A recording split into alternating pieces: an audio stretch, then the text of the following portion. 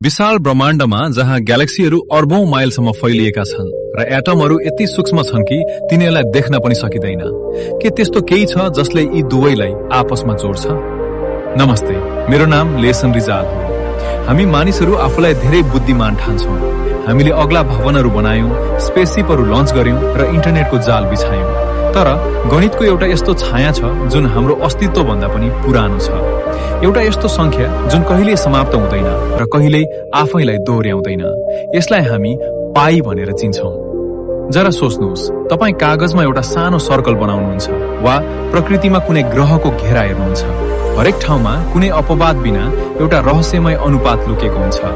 यदि तपाई कुनै पनि सर्कलको परिधिलाई यसको व्यासले भाग गर्नुहुन्छ भने तपाईले सधैँ एउटै उत्तर पाउनुहुन्छ, 3.14159, र यो क्रम अनन्तसम्म चलिरहन्छ।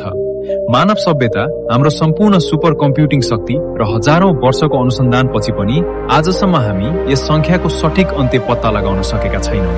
हामीले ट्रिलियनौं अंकहरू निकालिसकेका छौं, तर पाई अझै पनि एक अनन्त रहस्य बनेको छ।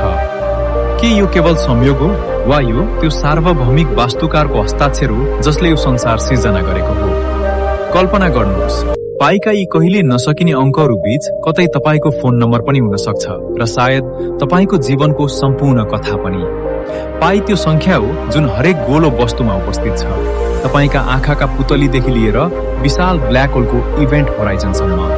आज हामी गणितका किताबहरूबाट बाहिर निस्केर एउटा जादुई र रहस्यमय यात्रामा जानेछौं, जहाँ 3.14 केवल सुरुवात मात्र हो र अन्त्य सायद अन्त्य नै छैन। पाईलाई बुझ्नु भनेको वास्तवमा ब्रह्माण्डको सबैभन्दा आधारभूत संरचनालाई बुझ्नु हो। यदि म तपाईलाई भनौं कि सर्कल संसारको सबैभन्दा पर्फेक्ट आकार हो भने पाई त्यस पर्फेक्सनको गणितीय प्रमाण हो। जस्तो कि हामीले छलफल गर्यौं, पाई कुनै पनि सर्कलको परिधि र व्यासको अनुपात हो। तर यो यति विशेष किन छ? हजारौं वर्ष पहिले जब मानिसले पाङ्ग्राको आविष्कार गर्यो, तब उनीहरूले महसुस गरे कि यदि पाङ्ग्रा पूर्ण रूपमा गोलो छैन भने यात्रा सहज हुँदैन। प्राचीन इजिप्टका मानिसहरूले पनि देखे कि पर्फेक्ट सर्कल बनाउन यसको घेरा र चौडाई बीच निश्चित सम्बन्ध हुन्छ। आर्किमिडी जस्ता महान गणितज्ञहरूले आफ्नो जीवन यस संख्याको सठिक मान खोज्नमा बिताए। उनीहरूले सर्कल भित्र र बाहिर बहुभुज बनाएर पाईलाई नजिक ल्याउने प्रयास गरे, तर उनी जति नजिक पुगे पाई त्यति नै टाढा सर्दै गयो। यहाँ सबैभन्दा ठूलो कुरा के हो भने पाई एक इर्रेशनल नम्बर हो। यसको अर्थ यसलाई कहिल्यै पनि पूर्ण रूपमा भिन्न फ्र्याक्सनको रूपमा लेख्न सकिँदैन। हामी स्कुलमा 22/7 प्रयोग गर्छौं, तर त्यो केवल एउटा अनुमान हो, वास्तविकता होइन। पाई एक ट्रान्सेन्डेन्टल नम्बर पनि हो, जसको मतलब यो कुनै पनि अल्जेब्रिक इक्वेजनको समाधान हुन सक्दैन। तर कुरा केवल सर्कलमा सीमित छैन। बिल्कुल सही, यदि तपाई ट्रिगोनोमेट्रीमा जानुहुन्छ भने साइन र कोसाइन वेभहरूको पछाडि पनि पाई लुकेको हुन्छ। तपाईको आवाजका तरंगहरू, रेडियो सिग्नलहरू, यहाँसम्म कि तपाईको मुटुको धड्कन पनि पाई बिना गणना गर्न सकिँदैन। फिजिक्समा पाई त्यहाँ प्रकट हुन्छ जहाँ असिलेसन वा रोटेसन हुन्छ। आइन्स्टाइनको जेनरल थ्योरी अफ रिलेटिभिटीका समीकरणहरूमा पनि पाई हुन्छ, जसले स्पेस टाइम कसरी मोडिन्छ भन्ने बताउँछ। यहाँसम्म कि हाइजनबर्ग्स अनसर्टेनिटी प्रिन्सिपलमा पनि पाई आफ्नो स्थानमा छ।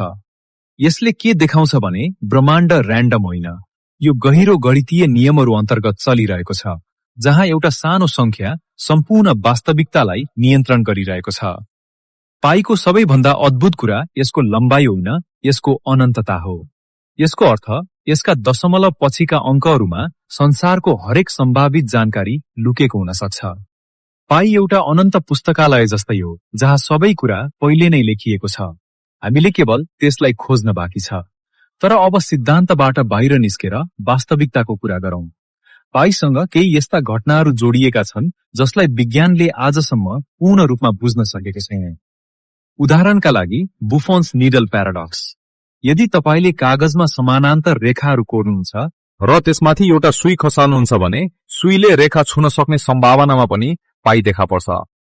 सीधा सुई, सीधा रेखा, तर उत्तर फेरि त्यही गोलो संसारको संख्या। किन? अर्को रोचक कुरा, वैज्ञानिकहरूले देखेका छन् कि विश्वभरिका नदीहरू, चाहे एमेजन होस् वा गंगा, जब बग्दै घुमाउरो हुन्छन्, तिनीहरूको वास्तविक मार्गको लम्बाई र स्रोतदेखि मुखसम्मको सीधा दूरीको औसत अनुपात लगभग पाई बराबर हुन्छ। जस्तो लाग्छ प्रकृति आफैलाई पाईको ढाँचामा ढालिरहेको छ। अब एउटा वाट इफ सोचौं। यदि पाईको मान 3.1415 नभई अलिकति फरक हुन्थ्यो भने के हुन्थ्यो? यदि यो मान बदलिएको भए सर्कलहरू कहिले बन्द हुने थिएनन्, ग्रहहरूको कक्षा बिग्रिन्थ्यो र हाम्रो सम्पूर्ण अस्तित्व नै संकटमा पर्थ्यो। के पाई ब्रह्माण्डको कोडिङको आधारभूत भेरिएबल हो? वा हामी एउटा सिमुलेसनमा बाँचिरहेका छौं जहाँ पाई एउटा कन्स्ट्यान्ट मात्र हो? पाईसँगको सबैभन्दा ठूलो समस्या, यो जति सरल देखिन्छ त्यति नै कियोटिक छ। गणितमा एउटा ठूलो अनसुल्झिएको प्रश्न छ, नर्मालिटी अफ पाई। हामी मान्छौं कि पाईका अंकहरूमा कुनै प्याटर्न छैन, तर आजसम्म यो प्रमाणित भएको छैन। यदि पाई नर्मल नम्बर नभएको भए यसको अर्थ ब्रह्माण्डको आधारभूत कोडमै कुनै गहिरो बायस लुकेको हुन सक्छ। अर्को रहस्य, फेनम्यान पोइन्ट। पाईका दशमलव पछिका 762औं स्थानमा लगातार 6 वटा 9 आउँछन्। यसको सम्भावना निकै कम हुन्छ। प्रसिद्ध वैज्ञानिक रिचर्ड फेनम्यानले मजाकमा भनेका थिए कि उनी त्यहीसम्म पाई याद गर्न चाहन्छन् ताकि .9999999 भन्दै सकियोस्। तर के यो केवल संयोग हो वा कुनै संकेत? सबैभन्दा गहिरो प्रश्न तब आउँछ जब हामी पाईलाई कम्प्युटेसनसँग जोड्छौं। केही वैज्ञानिकहरू भन्छन् ब्रह्माण्ड आफै एउटा विशाल कम्प्युटर जस्तो छ जसले पाई गणना गरिरहेको छ। तर बीबीपी अल्गोरिदमले देखाउँछ कि हामी पाईको कुनै पनि अंक सिधै निकाल्न सक्छौं, अघिल्ला अंकहरू थाहा नभए पनि। के यसको अर्थ पाई प्रिडिटर्मिन छ? र सबैभन्दा डरलाग्दो कुरा, यदि कहिले पाईको अन्तिम अंक भेटियो भने त्यसको अर्थ स्पेस टाइम कन्टिन्युअस होइन, डिस्क्रिट छ। हाम्रो ब्रह्माण्ड गोलो होइन, पिक्सेलेटेड छ। सायद हामी एउटा हाई रेजोल्युसन सिमुलेसनभित्र बाँचिरहेका छौं।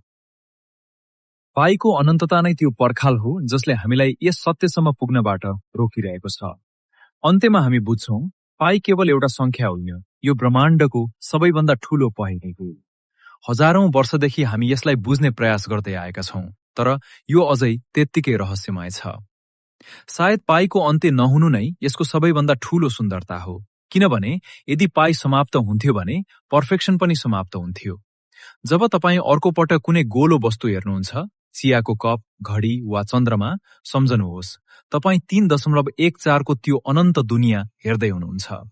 हामी सायद कहिल्यै पाईको अन्तिम अंक पत्ता लगाउन सक्दैनौं, तर त्यसलाई खोज्ने हाम्रो चाहना नै हामीलाई मानव बनाउँछ। किनकि मानव मस्तिष्कको सबैभन्दा ठूलो शक्ति यही हो, सीमित शरीरभित्र बसेर पनि अनन्तलाई बुझ्ने साहस। पाईको यो रहस्य सायद कहिले समाधान हुँदैन, र सायद यही ठिक पनि हो, किनकि केही रहस्यहरू यस्ता हुन्छन् जसले हामीलाई सधैँ अचम्मित बनाइरहन्छन्। वास्तवमै यो ब्रह्माण्ड कति अद्भुत छ। यस्ता अझ धेरै रहस्यहरू जान्नका लागि हाम्रो साथमा जोडिनुहोला।